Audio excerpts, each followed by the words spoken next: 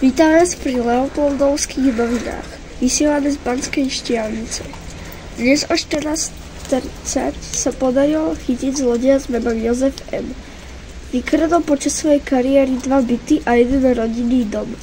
Polícia po ňom pátrala už od začiatku, no dneska sa ho podarilo chytiť a nakoniec aj zaznamenať na kameru. Stalo sa to 13:15, keď vlastník bytu spozoroval muža s puškou v ruke, ktorý mu chodil po záhrade.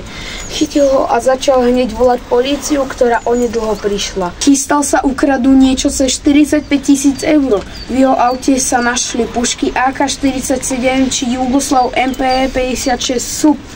Sudca ho odsúdil a neuveriteľných 21 rokov väzenia.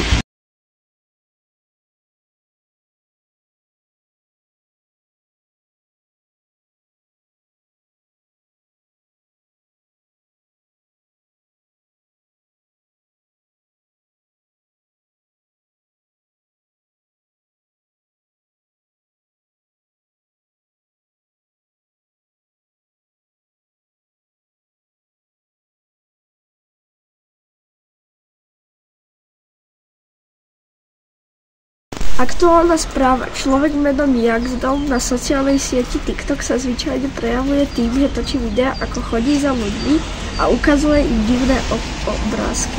Teraz vám pustíme názornú ukážku.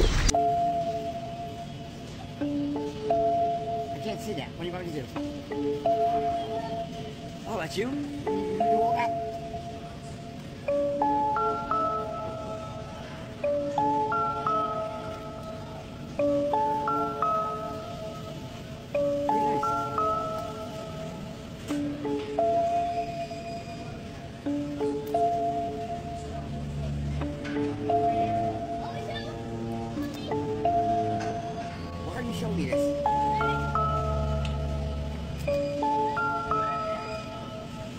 I don't understand. I don't understand why you show me this. You're alright. Yeah, okay. Takémuto typu videí sa hovorí brain rot.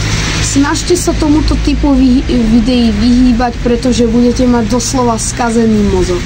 Plus bonus. Dneska bude pekne.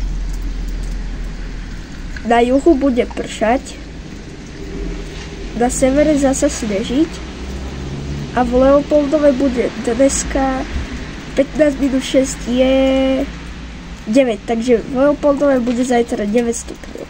A ostatné teploty si pozrite u niekoho iného, lebo my sme len Leopoldovské noviny a nie celoslovenské. Tak to by bolo všetko z týchto správ. Vidíme sa na budúce. Dovidenia.